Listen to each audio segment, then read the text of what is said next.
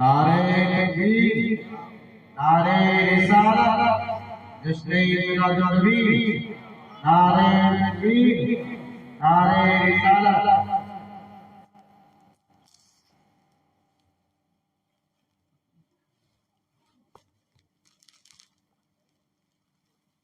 السلام علیکم ورحمۃ اللہ وبرکاتہ۔ الحمد للہ رب العالمین، والصلاة والسلام علی سید الانبیاء والمرسلین وعلی آلہ وصحبہ اجمعین، اما بعد فاعوذ باللہ من الشیطان الرجیم، بسم اللہ الرحمن الرحیم۔ ان من شیء الا یسبح بحمد ربہ ولکن لا تفقہون تسبیحہم۔ آمنت باللہ صدق اللہ مولانا العظیم وصدق رسولہ النبی الامین الکریم۔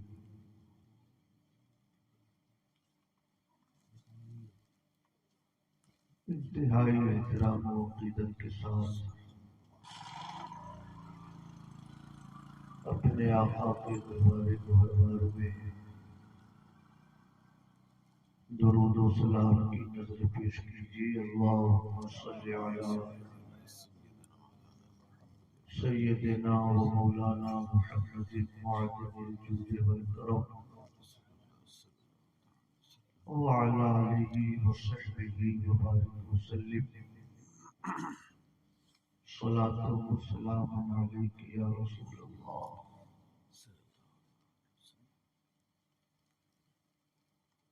رفیقان گرامی، بہت دیر سے آپ حضرات یہاں تشریف فرما ہیں۔ ہم لوگوں کو پہنچنے میں تھوڑی تاخیر ہوئی،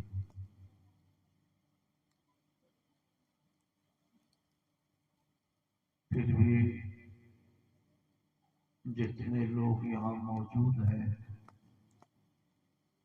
اللہ کا فضل ہے، اللہ کی مہربانی ہے۔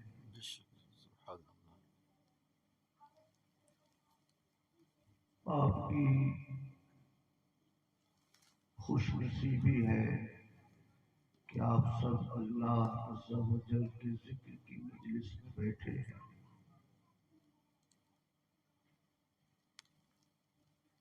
آپ کی یہ بھی خوش نصیبی ہے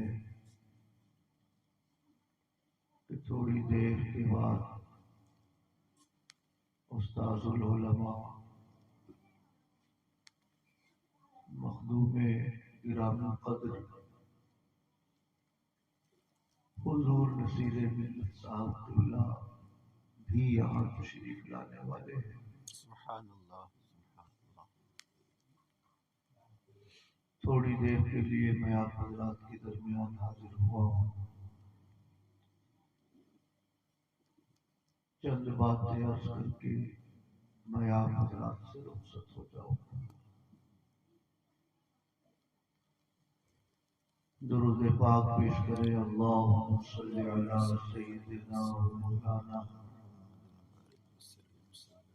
محمد معدن الجود والکرم وعلی آلہ وصحبہ وبارک وسلم۔ صلاۃ و سلام علیک یا رسول اللہ۔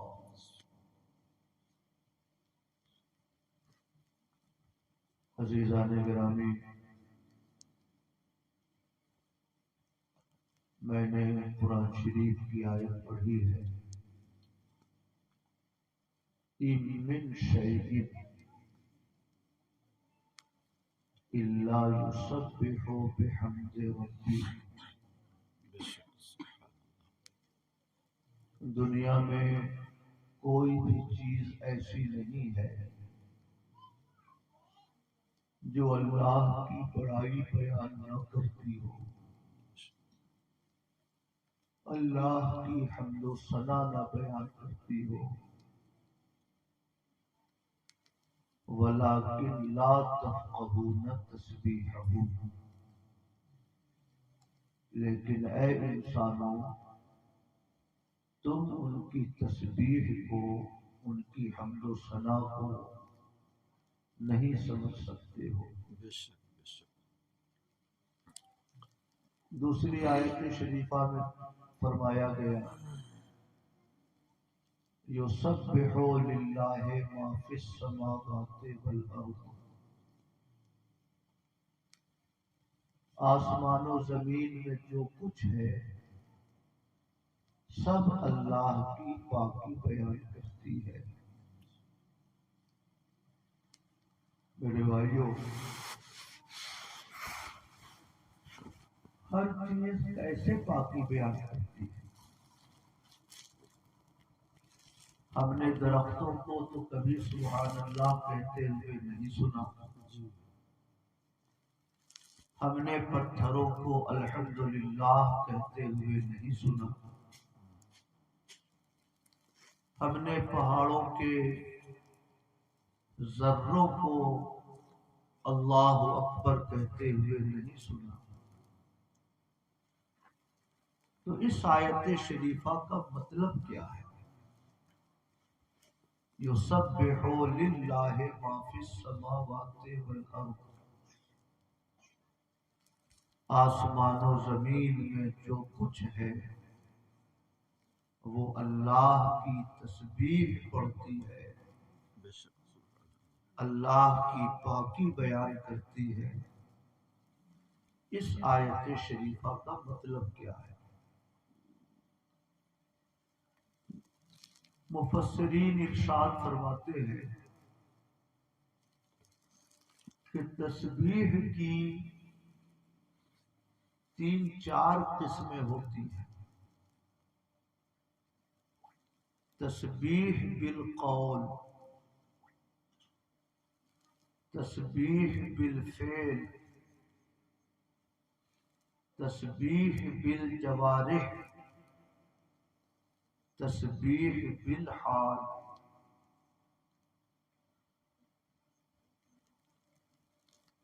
آپ نے زبان سے کہا اللہ سبحان اللہ، یہ تسبیح قولی ہوئی۔ آپ نے زبان سے سبحان اللہ نہیں کہا مگر اللہ پاک کی بارگاہ میں آپ نے سر جھکا دیا، سجدے میں سر رکھ دیا، یہ تسبیح بالفعل ہے۔ زبان سے آپ سبحان اللہ کہے اور سر بھی جھکائے تو تسبیح بالقول اور تسبیح بالفعل دونوں پائی گئی۔ اور اگر آپ نے صرف سر جھکایا، زبان سے آپ نے سبحان اللہ یا الحمدللہ نہیں کہا تو یہ تسبیح بالفعل ہوئی۔ تیسری قسم ہے تسبیح کی تسبیح بالحال، کسی بھی شے کی حالت اللہ کی تسبیح بیان کرے۔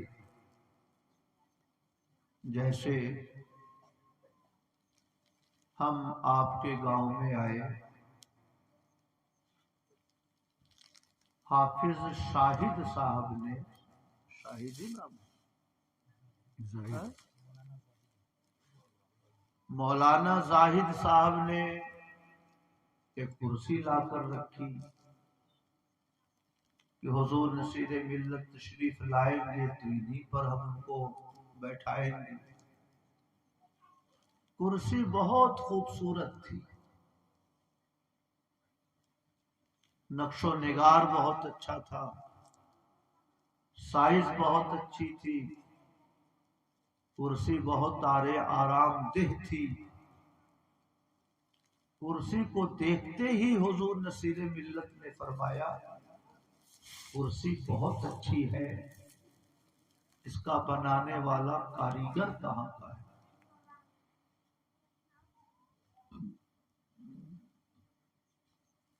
کرسی نے زبان سے نہیں اپنے بنانے والے کی تعریف کی، کرسی نے اپنے بنانے والے کے سامنے سر نہیں جھکایا، مگر کرسی کی حالت اتنی اچھی ہے کہ اس کی حالت بیان کرتی ہے کہ میرا بنانے والا بڑا فنکار ہے، میرا بنانے والا بڑا ہنرمند ہے.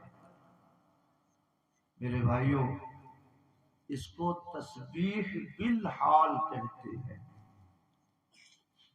سمجھ رہے ہیں؟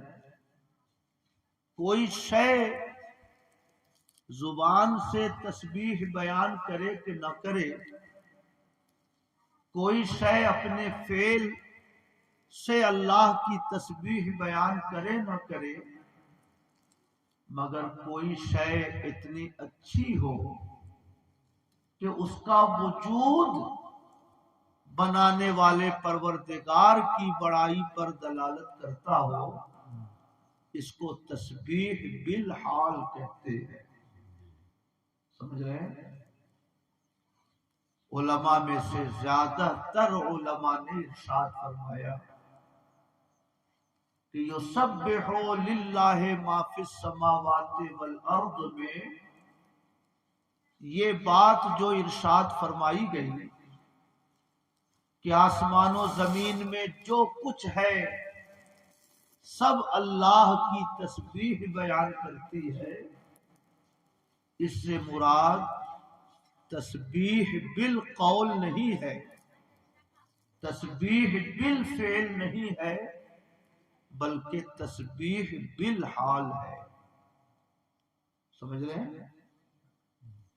دنیا اتنی انوکھی ہے، دنیا اتنی شاندار ہے، دنیا میں اتنی حکمتیں پھیلی ہوئی ہیں کہ دنیا کی کسی بھی مخلوق کو دیکھیے، اس مخلوق کی حالت بیان کرتی ہے کہ میرا بنانے والا پروردگار قابل حمد ہے، قابل ثنا ہے، قابل عبادت ہے.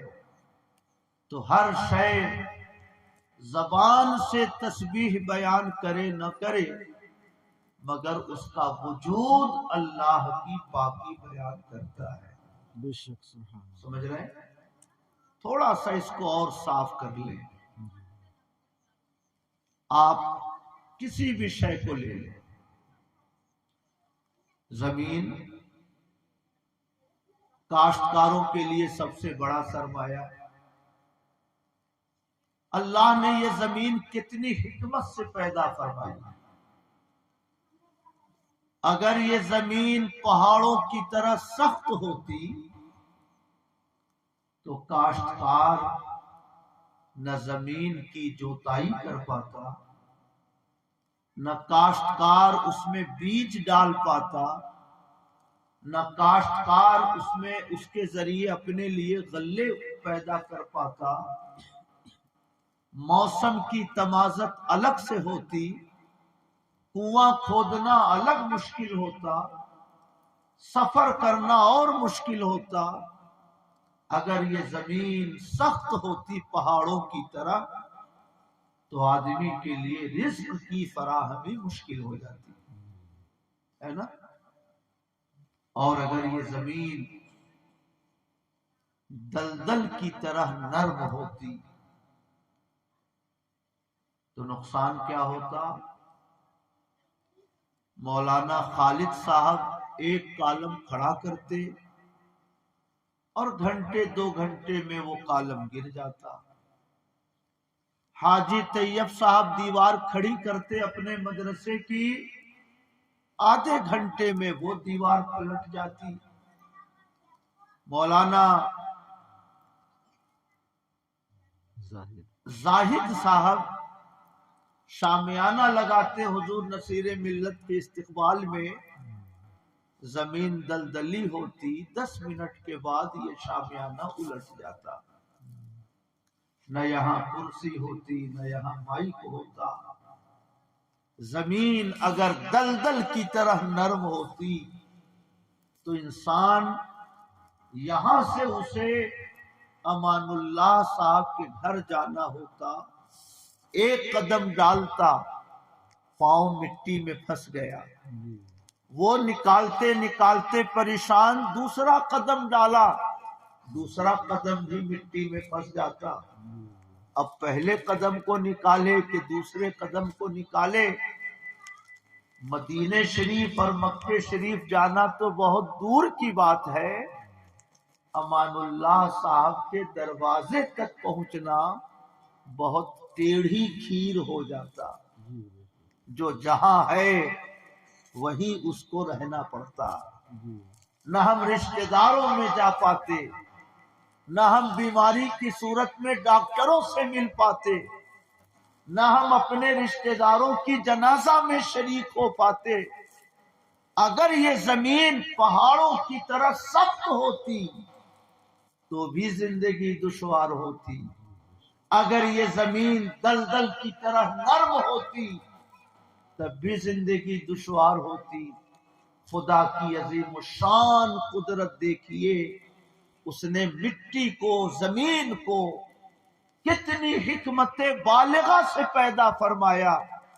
پہاڑوں کی طرح سخت نہیں ہے، ہل چلاؤ تو زمین کا سینہ چاک ہو جاتا ہے، بیج ڈالو تو بیج کو مٹی اپنی آغوش محبت میں چھپا لیتی ہے، پانی ڈالو تو مٹی اس بیج کو نمی پہنچاتی ہے، چند ہفتوں کے بعد بیج کے دانوں میں کوپلیں اگ آتی ہیں، زمین اسے نمی پہنچاتی رہتی ہے، اور چند مہینوں کے بعد وہ ہمارے لیے رزق کی فراہمی کا وہ پودا ذریعہ بن جایا کرتا۔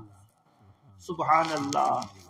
میں عرض کرنا چاہتا ہوں، اب زمین سبحان اللہ کہے کہ نہ کہے، زمین خدا کی بارگاہ میں سر جھکائے کہ نہ جھکائے، مگر اس کے وجود کا انوکھا پن دلالت کرتا ہے کہ جس خدا نے اس زمین کو پیدا فرمایا وہ خدا بڑی حکمت والا ہے، بڑی شان والا ہے۔ وہ جانتا تھا کہ پہاڑوں کی طرح سخت زمین ہوگی تب بھی بندوں کے لیے دشواری ہوگی، اور دلدل کی طرح نرم ہوگی تب بھی انسانوں کے لیے جینا مشکل ہوگا۔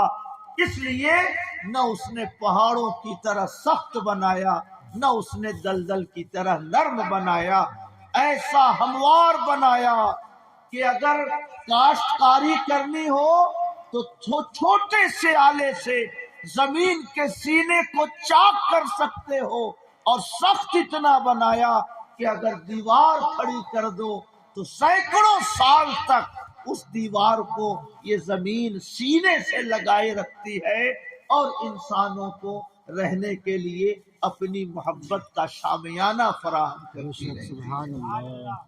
سبحان اللہ۔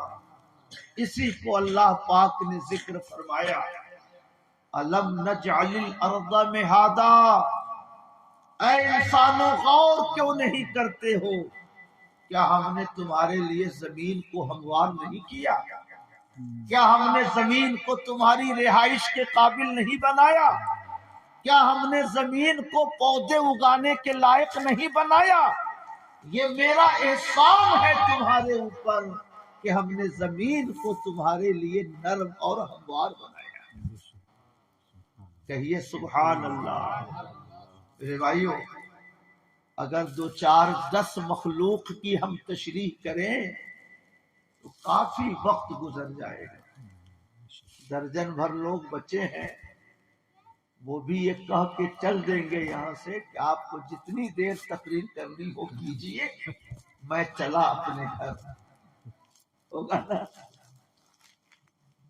اس لیے میں اس تفصیل کی طرف زیادہ آپ کو نہیں لے جانا چاہتا، میں اپنی گفتگو کو اگلے مرحلے کی طرف بڑھاتا ہوں۔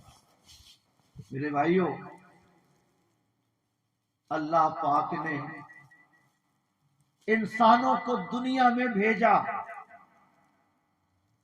اگر اللہ پاک ارشاد فرما دیتا کہ میں نے تمہیں وجود بخش دیا ہے، سانس لینے کے لیے آکسیجن کا انتظام تم خود کرو،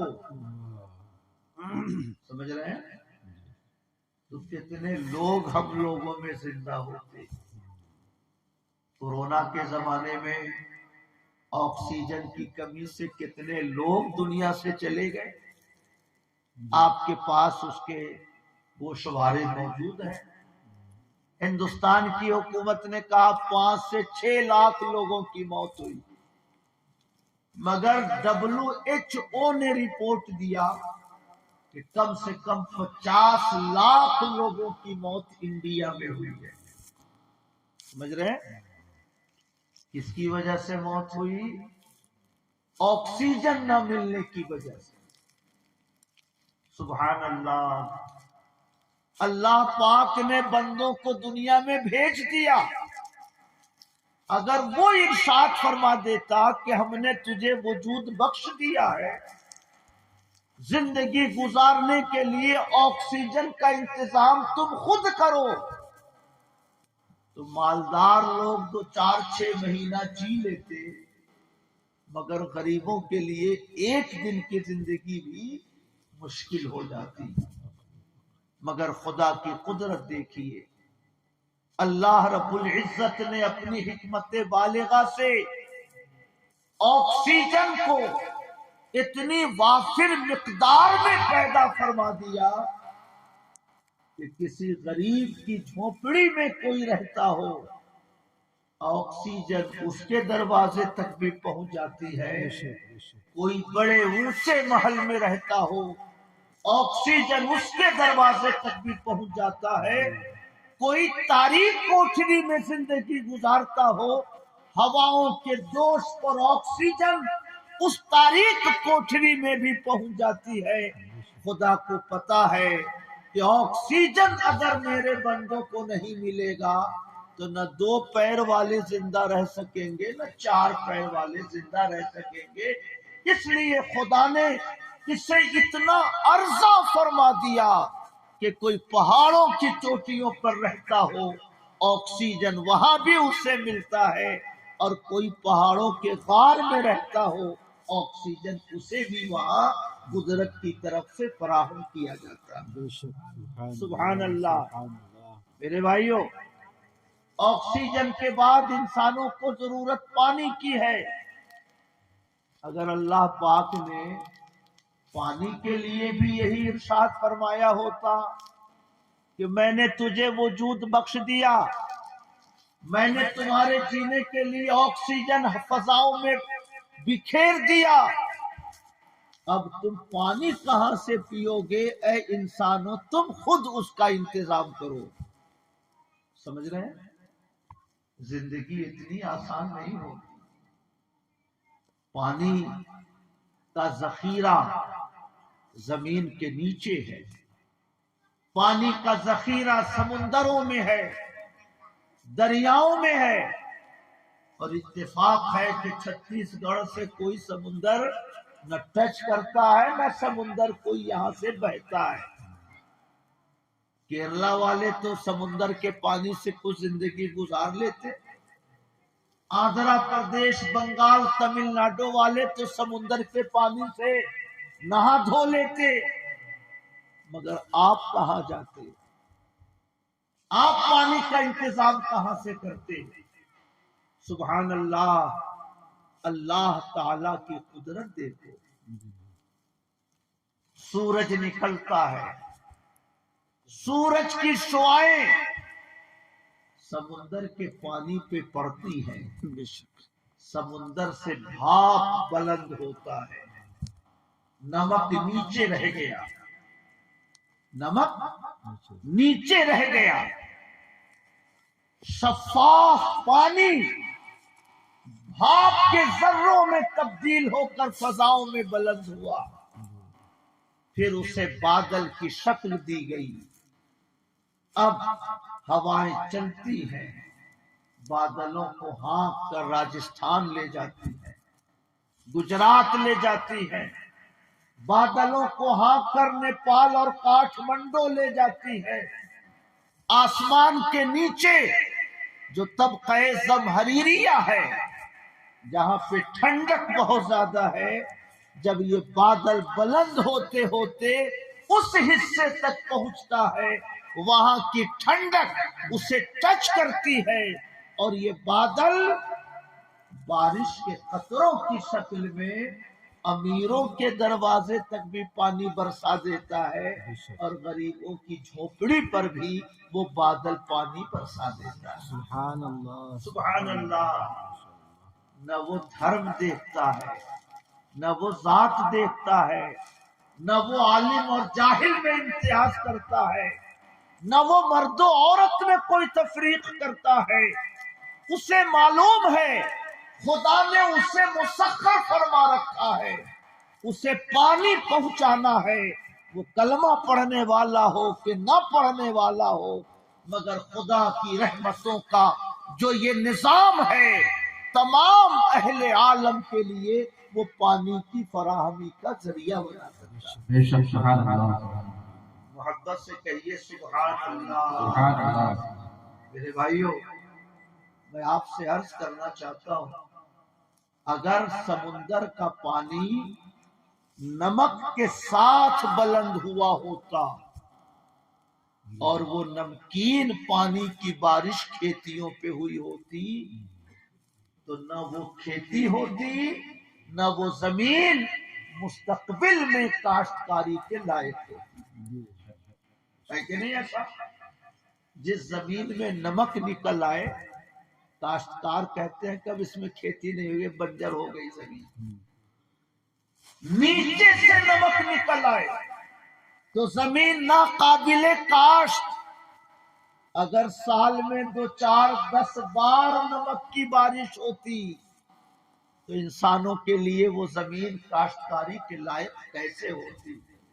خدا کی قدرت دیکھو، بندوں کو پانی پہنچانا ہے، مگر اس نے نظام ایسا بنایا کہ نمک نیچے رہ جاتا ہے، میٹھا پانی بھاپ کی شکل میں اوپر بلند ہوتا ہے، بادلوں کی شکل اختیار کرتا ہے، پھر وہ زمین کے مختلف حصوں میں پھیل کر انسانوں کے لیے پانی کی فراہمی کا ذریعہ بنتا ہے۔ سبحان اللہ، سبحان اللہ۔ جس کو آپ لوگ مانسون کہتے ہیں نا، یہ انگریزی کا لفظ نہیں ہے، اصل لفظ ہے موسم، بارش کا موسم ہے، اسی کو انگریزوں نے بگاڑ کر موسم کو مانسون کر لیا ہے۔ موسم، سبحان اللہ۔ جب سمندر سے پانی بلند ہوتا ہے تو کبھی کبھی آپ دیکھیں گے کہ اتنی شدت کے ساتھ وہ پانی کھینچتا ہے تو اس میں مچھلیاں بھی اٹھ جاتی ہیں، کیڑے مکوڑے بھی فضا میں بلند ہو جاتے ہیں، بادلوں کی آغوش میں پانی کے قطرے بھی محفوظ ہو جاتے ہیں، اور اس کے ساتھ مچھلیاں بھی بادل میں محفوظ ہو جاتی ہیں۔ اب جب بارش ہوتی ہے تو آپ کے دروازے پر مچھلیوں کی بھی بارش شروع ہو جاتی ہے۔ سبحان اللہ۔ بادل کا یہ نظام دیکھو، اور آپ آگے غور کریں، بادل آپ کے دروازے پہ برستا مگر پانی کے چھوٹے چھوٹے قطروں کی شکل میں نہیں، بلکہ 100 گرام 200 گرام کے برف کی ٹکڑوں کی شکل میں برستا تو کسی غریب کے گھر پر چھپڑ باقی نہیں رہتا، ہے کہ نہیں؟ دھان لگایا، بارش ہو گئی، 100 گرام 50 گرام برف کے ٹکڑوں کی شکل میں بارش ہو جاتی، دھان صاف ہو جاتا، گیہوں ختم ہو جاتا، پودوں میں لگے ہوئے پتے جھڑ جاتے، पौधों में कोई फल न उग पाता।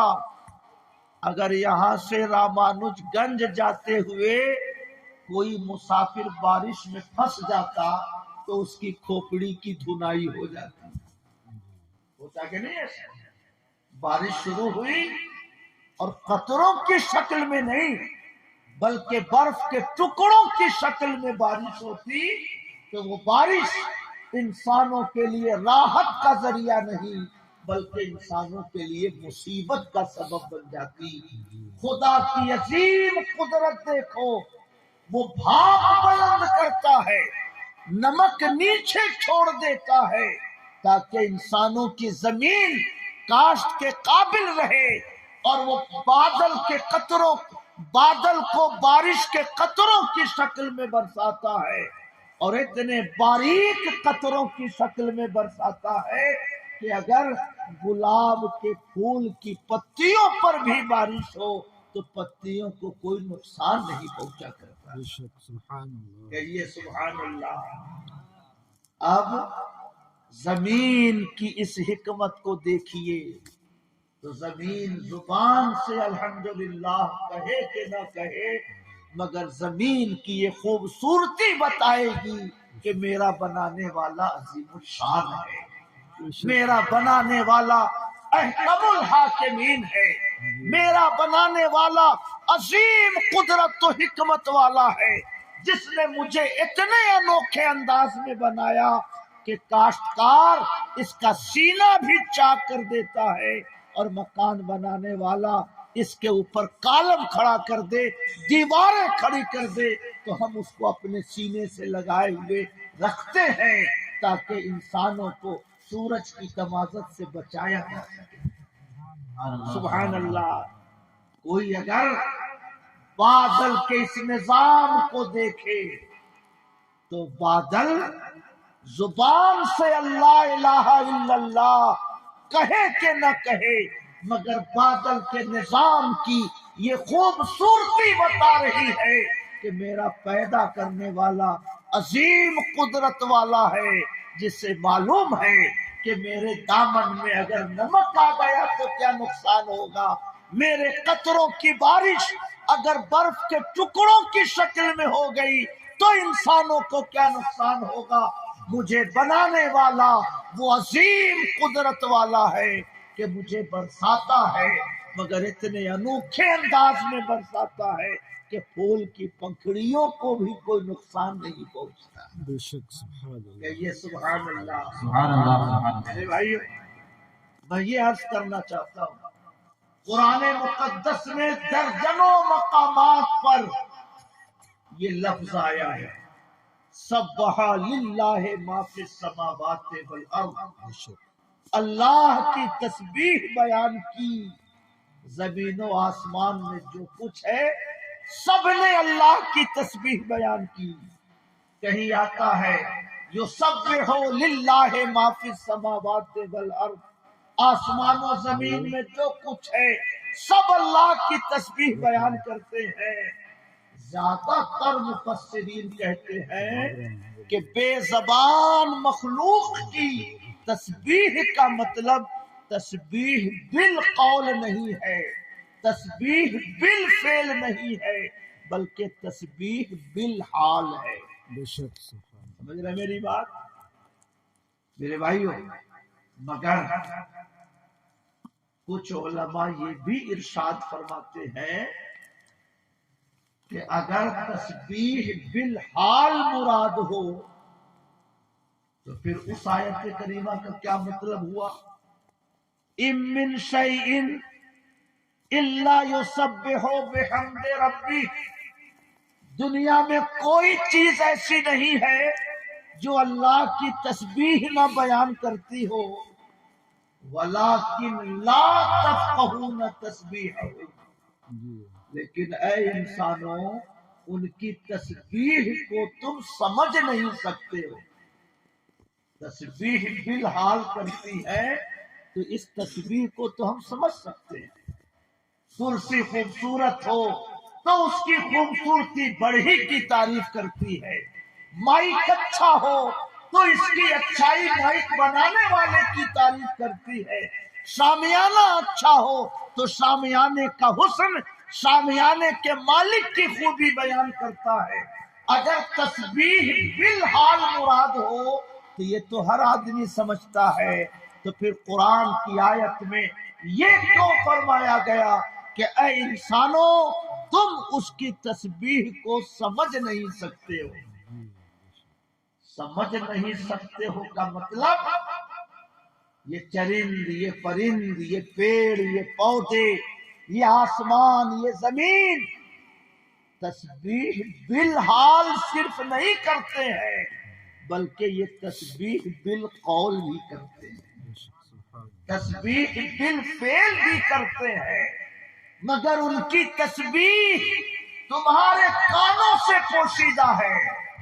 تسبیح ہر شے کرتی ہے مگر اے انسانوں تمہاری سماعتوں میں اتنی قوت نہیں ہے کہ تم درخت کے پتوں کی تسبیح کو سن سکو، تم مدرسے کی دیواروں کی تسبیح کو سن سکو، تمہارے پاس اتنی طاقت نہیں ہے کہ تم زمین کے ذروں کی تسبیح کو سن سکو۔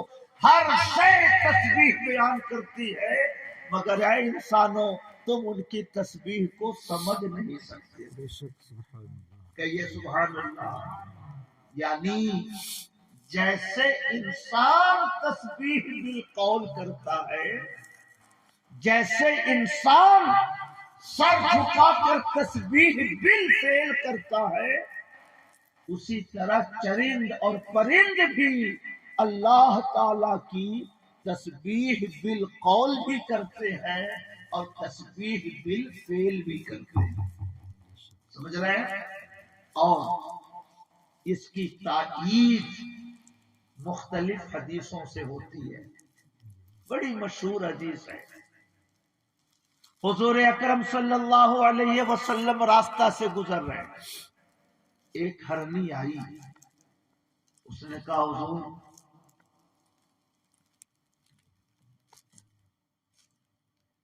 ایک یہودی نے مجھے گرفتار کر لیا۔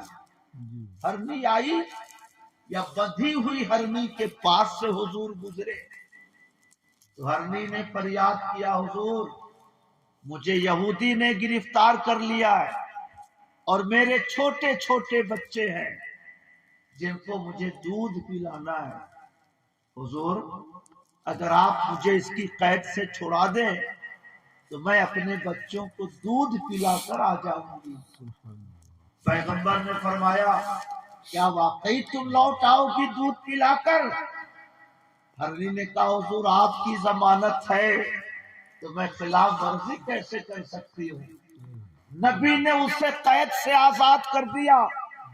ہرنی گئی اپنے چھوٹے چھوٹے بچوں کو دودھ پلا کر وہ دوبارہ واپس آ گئی۔ اس سے کیا سمجھ میں آیا کہ ہرنی بھی بولتی ہے، ہرنی بھی اپنے بچوں کا درد محسوس کرتی ہے، جانور بھی اپنے بچوں کے کھانے پینے کا وقت جانتے ہیں۔ ہاں وہ پیغمبر کا نور نبوت تھا کہ انہوں نے ہرنی کی آواز سمجھ لی، عام انسان ہرنیوں کی اس آواز کو نہیں سمجھ سکتا ہے۔ نعرہ تکبیر، نعرہ رسالت، جشن میلاد النبی، سرکار کی آمد، فیضان حضور حافظ ملت، مسلک اعلی حضرت، نعرہ تکبیر، نعرہ رسالت۔ سبحان اللہ۔ اس سے کیا سمجھ میں آیا کہ جانور بھی بولتے ہیں، جانور بھی اپنی اولاد کا درد محسوس کرتے ہیں، جانور بھی اپنے بچوں کے کھانے پینے کے وقت سے باخبر ہے، جانوروں کو بھی پتا ہے کہ یہ پیغمبر ہے، ان سے وعدہ کر کے جاؤ گے تو لوٹنا بہت ضروری ہوگا۔ اس سے کیا سمجھ میں آیا؟ بھلے سے جانور ہیں ہیں کرے مگر اصل میں وہ تسبیح الہی ہوتی ہے۔ بھلے سے جانور کی آواز، جانور کی زبان سے بے معنی آوازیں نکلیں مگر وہ اصل میں حمد الہی ہوتی ہے۔ اس لیے اللہ نے فرمایا ہر شے اللہ کی پاکی بیان کرتی ہے، وَلَٰكِن لَا تَفْقَهُونَ تَسْبِيحَهُمْ، لیکن اے انسانوں تم ان کی تسبیح کو سمجھ نہیں سکتے ہو۔ کہیے سبحان اللہ۔ میرے بھائیوں، پتھر بھی بولتے ہیں۔ آقا فرماتے ہیں میں اس پتھر کو پہچانتا ہوں کہ جب اعلان نبوت سے پہلے میں وہاں سے گزرتا تھا تو اس پتھر سے آواز آتی تھی الصلاۃ والسلام علیک یا رسول اللہ۔ اس کا مطلب پتھر بھی بولتا تھا۔ سبحان اللہ سبحان اللہ ماشاء جب ابو جہل کی مٹھی میں جو پتھر تھا اس نے کلمہ پڑھا۔ پتھر بولتا ہے تبھی تو اس نے کلمہ پڑھا۔ اللہ۔ سبحان اللہ۔ وہ حدیث بھی آپ نے سنی ہوگی، احد کے پہاڑ پر حضرت صدیق اکبر تشریف لے گئے، حضرت عمر تشریف لے گئے، حضرت عثمان غنی تشریف لے گئے، حضور تشریف لے گئے۔ احد پہاڑ نے جب اپنے وجود پر پیغمبر کے قدموں کی برکت دیکھی تو خوشی کے مارے وہ پہاڑ ہلنے لگا۔ آقا نے فرمایا اسکن، اے پہاڑ ٹھہرو، تمہارے اوپر ایک نبی ہے، تمہارے اوپر ایک شہید ہے، تمہارے اوپر ایک صدیق ہے۔ سبحان اللہ۔ پہاڑ کا زلزلہ جاتا رہا۔ اعلی حضرت فرماتے ہیں ایک ٹھوکر میں احد کا زلزلہ جاتا رہا، ایک ٹھوکر میں احد کا زلزلہ جاتا رہا۔ رکھتی ہے کتنا وقار اللہ اکبر ایڑیاں۔ کہیے سبحان اللہ، اور محبت سے کہیے سبحان اللہ۔ درود پاک پیش کریں۔ اللہم صلی علی سیدنا و مولانا محمد معدن الجود والکرم وعلی آلہ وصحبہ وبارک وسلم صلاۃ و سلام علیک یا رسول اللہ۔ یہ ہم سب کی مشترکہ خوش نصیبی ہے کہ آج کی اس مجلس میں استاذ العلماء مخدوم گرامی قدر حضور نصیر ملت صاحب قبلہ تشریف فرما ہے، اور چند منٹوں کے بعد حضرت کی دعا پر اس مجلس کا اختتام ہوگا۔ درود شریف پڑھیں۔ اللہم صلی علی سیدنا و مولانا محمد معدن الجود والکرم وعلی آلہ وصحبہ وبارک وسلم صلاۃ و سلام علیک یا رسول اللہ۔ میں یہ عرض کر رہا تھا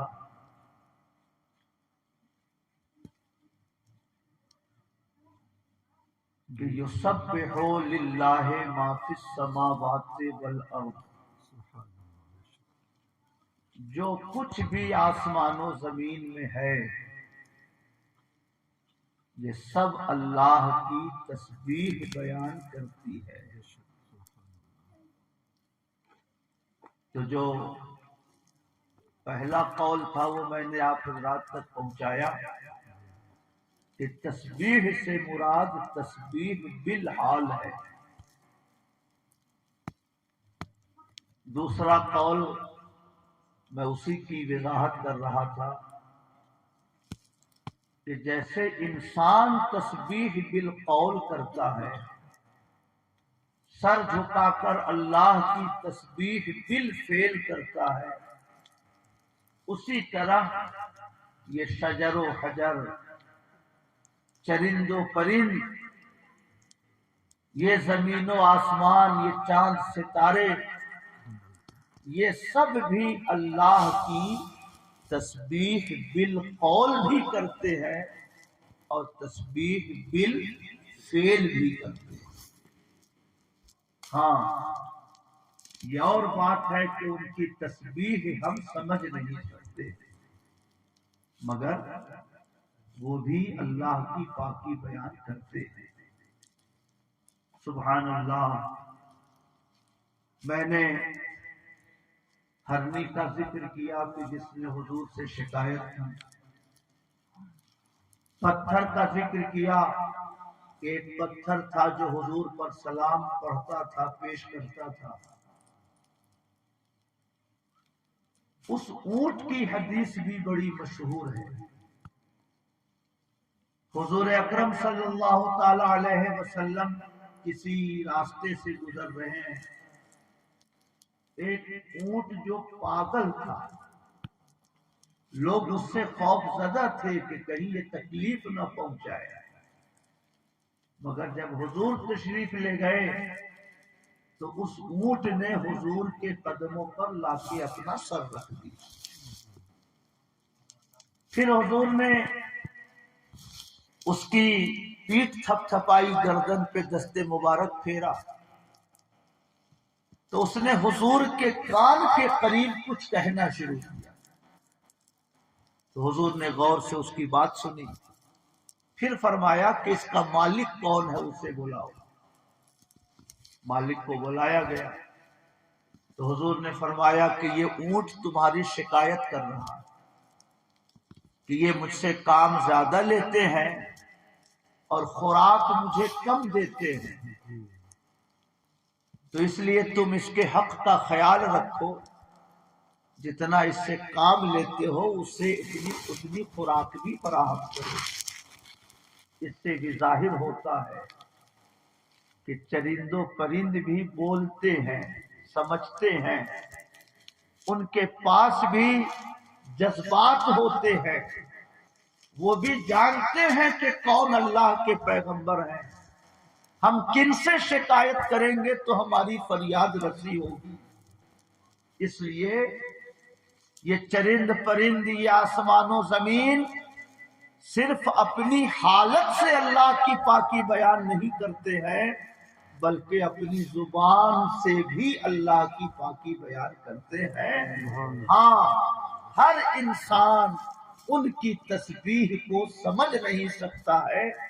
جو باکمال لوگ ہوتے ہیں، جنہیں اللہ ولایت کی شان عطا فرماتا ہے، وہ جانوروں کی آوازوں کو بھی سمجھ لیتے ہیں، جانوروں کی تسبیح و تحلیل کو بھی سمجھ لیا کرتے ہیں۔ کہیے سبحان اللہ۔ میرے بھائیو، امریکہ کے سائنسدانوں کی ایک ٹیم کسی جنگل کے سروے کے لیے گئی۔ کون سا درخت ہے، اس کا فائدہ کیا ہے، اس کی عمر کیا ہوتی ہے، تو یورپ والے سائنسی تحقیقات پر کافی فنڈ خرچ کرتے ہیں۔ کسی درخت کے پاس سے گزرے تو اس کی آواز اس کو محسوس ہوئی کہ کچھ آواز آ رہی ہے اس سے، تو سائنسدانوں کو حیرت ہوئی کہ پیڑ سے آواز کیسی آ رہی ہے، مگر اس کی کوئی سائنسی توجیہ ان کی سمجھ میں نہ آ سکی۔ تو اس درخت کی شاخوں کو کاٹا، کچھ نمونے جمع کیے، اپنے ملک لوٹ گئے۔ امریکہ لوٹنے کے بعد وہاں کے مذہبی رہنماؤں کو بلایا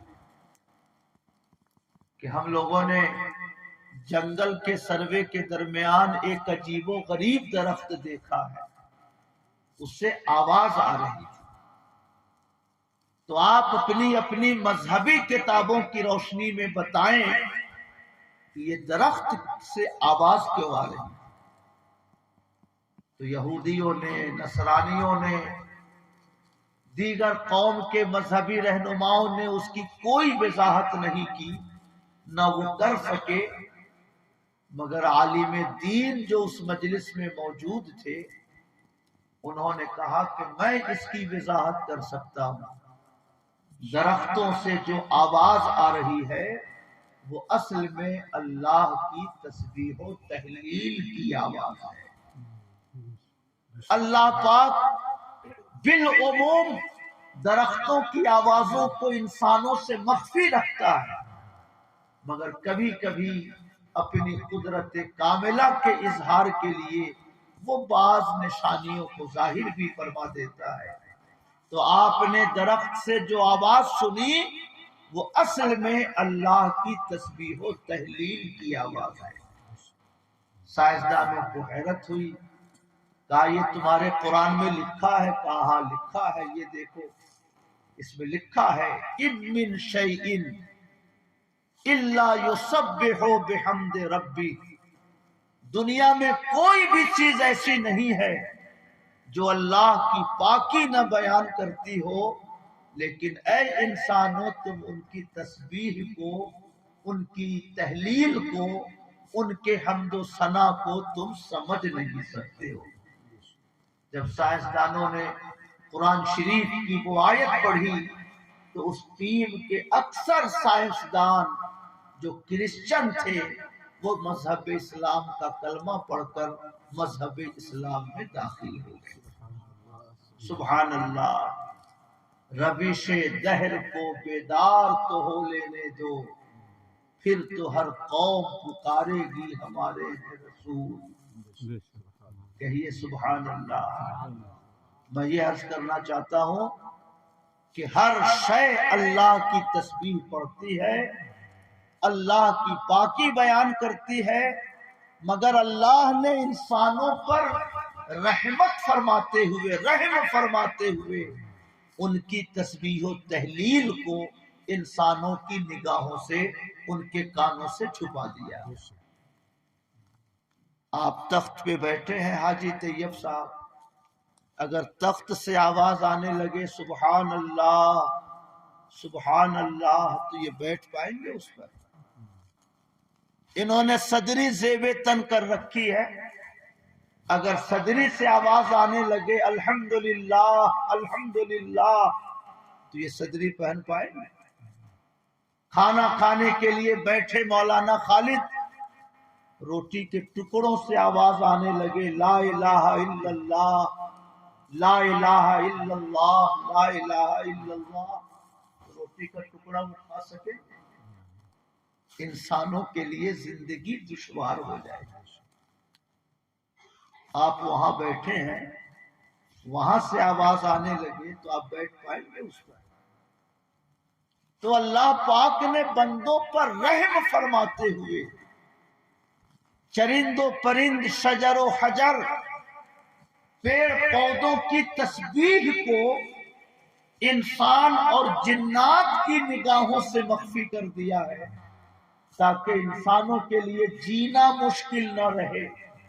یہ اس کی مہربانی ہے، ورنہ یہ نہ سمجھیے گا کہ یہ بے جان چیزیں ہیں۔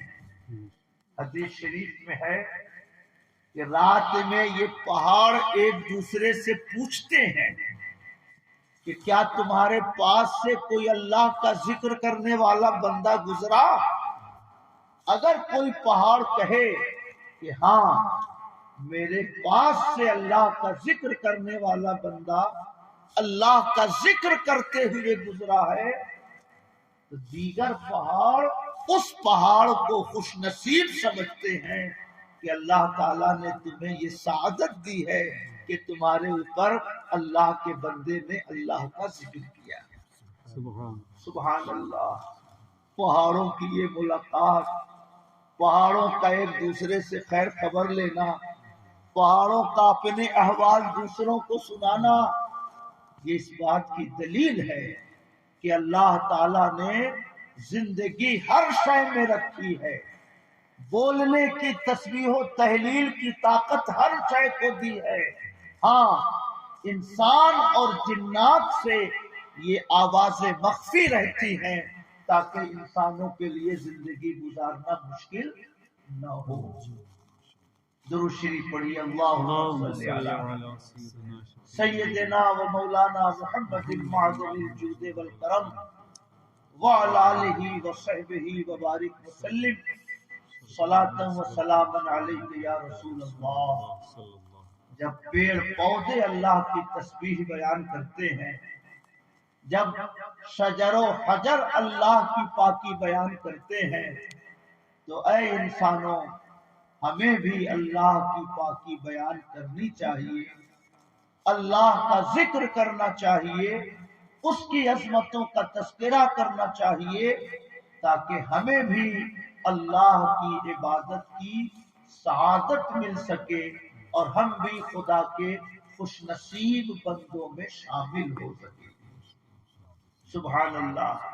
اعلیٰ حضرت امام احمد رضا نے فرمایا، جسے حضور مفتی اعظم ہند نے الملفوظ میں نقل کیا، اور یہی واقعہ امام شافعی کے حوالے سے آج کل ایک کتاب میں میری نظر سے گزرا، الارشاد والتطریز فی فضل التسبیح والتہلیل وتلاوت کلام اللہ العزیز۔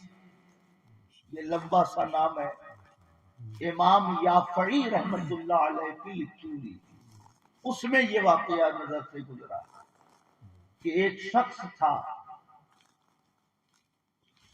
5 پتھر اس نے اپنے پاس رکھا تھا، فجر کا ٹائم ہوتا، ایک پتھر لیتا، کہتا لا الہ الا اللہ محمد الرسول اللہ، ایک پتھر گواہ ہو جاؤ میں نماز فجر پڑھنے جا رہا ہوں، اور اس پتھر کو رکھ دیتا دروازے کے طاق پر۔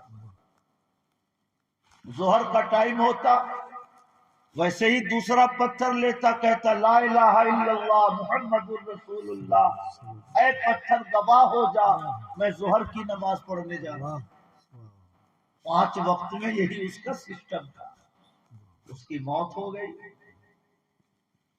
نیکیاں کم ہو گئی، گناہ بڑھ گئے، عذاب کے فرشتے آئے تاکہ اس کو عذاب میں مبتلا کرے۔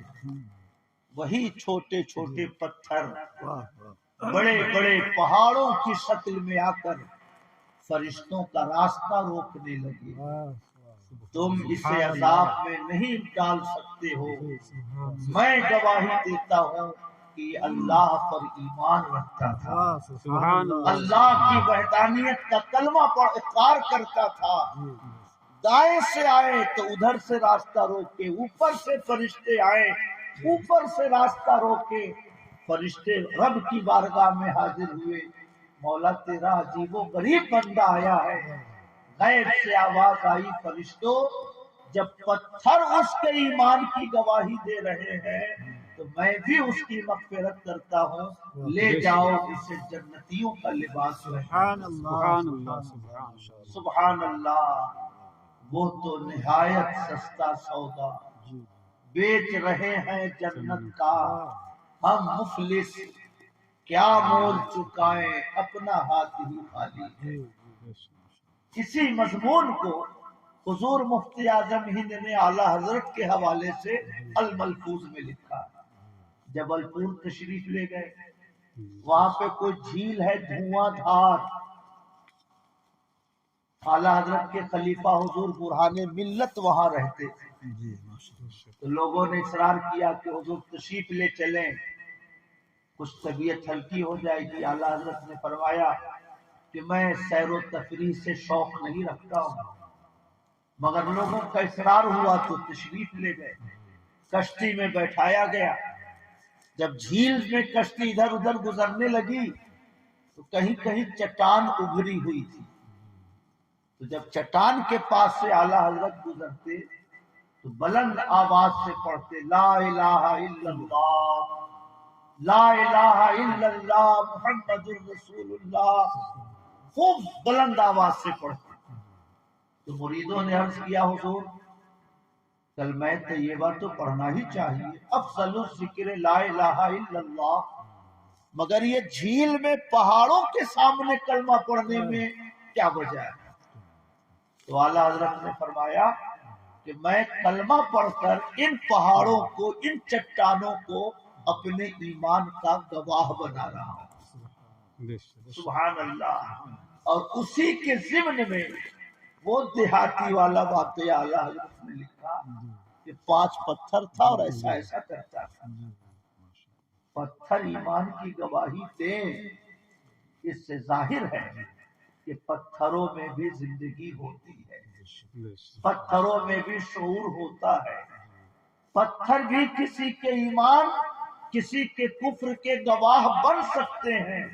اس سے ظاہر ہوتا ہے کہ پتھروں کی سفارش سے بھی اللہ تعالی اپنے بندوں پر کرم فرماتا ہے۔ سبحان اللہ۔ اس لیے ہل بیل لے کر کھیت پہنچیے تو وہاں بھی لا الہ الا اللہ پڑھتے رہیں گے، لکڑی کاٹنے جنگل جائیے وہاں بھی لا الہ الا اللہ پڑھ کر درختوں کو اپنے ایمان کا گواہ بناتے رہیے۔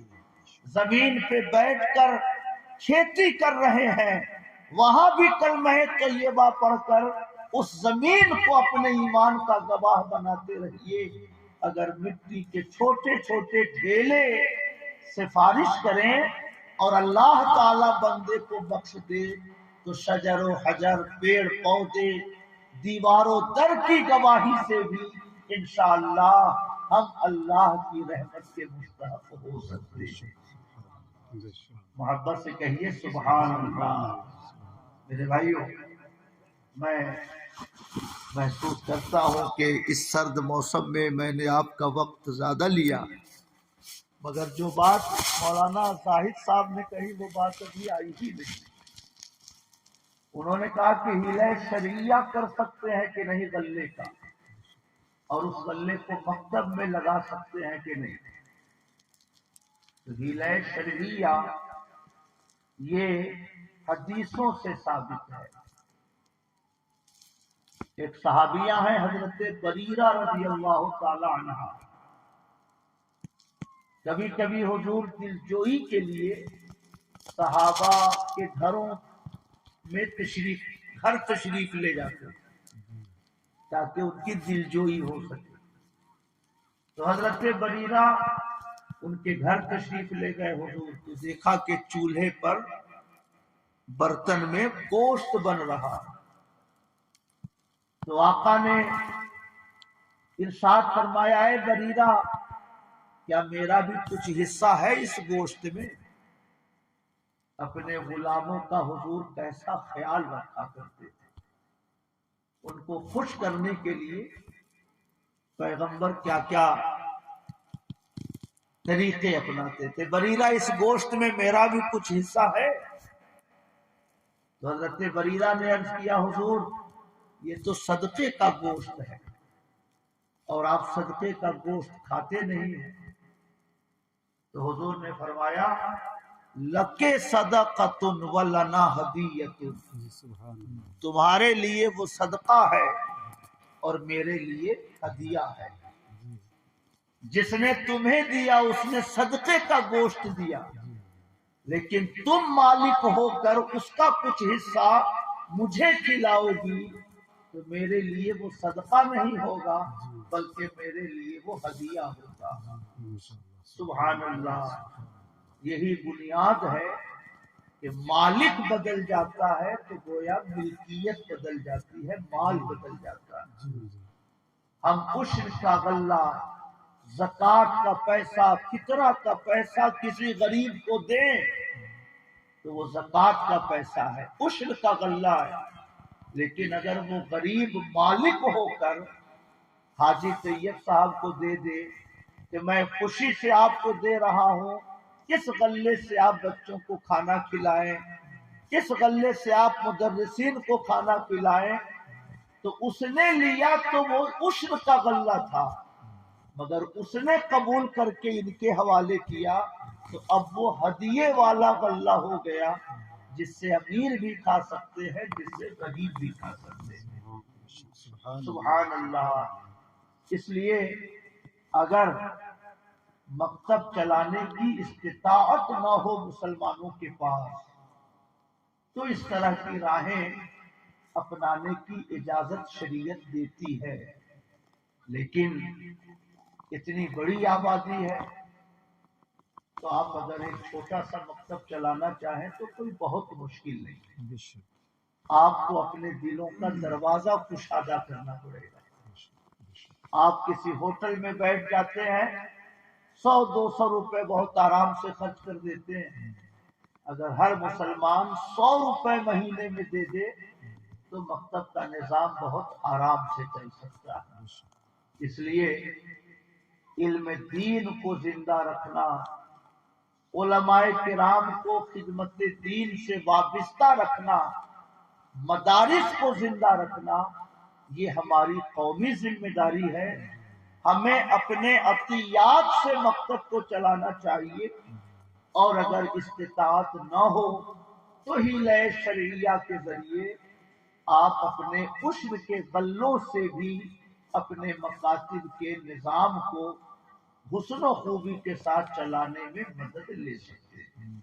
خیر، میں شکر گزار ہوں آپ سب کا کہ 12 بج گئے، مگر آپ حضرات یہاں تشریف فرما ہے۔ اللہ پاک اس مجلس کو اپنے کرم سے قبول فرمائے، اور جن لوگوں نے بھی اس کے انتظام میں کسی بھی طور سے شرکت کی، اللہ پاک سب کو جزائے خیر عطا فرمائے۔ اب حضور نصیر ملت تشریف لا رہے ہیں، اپنی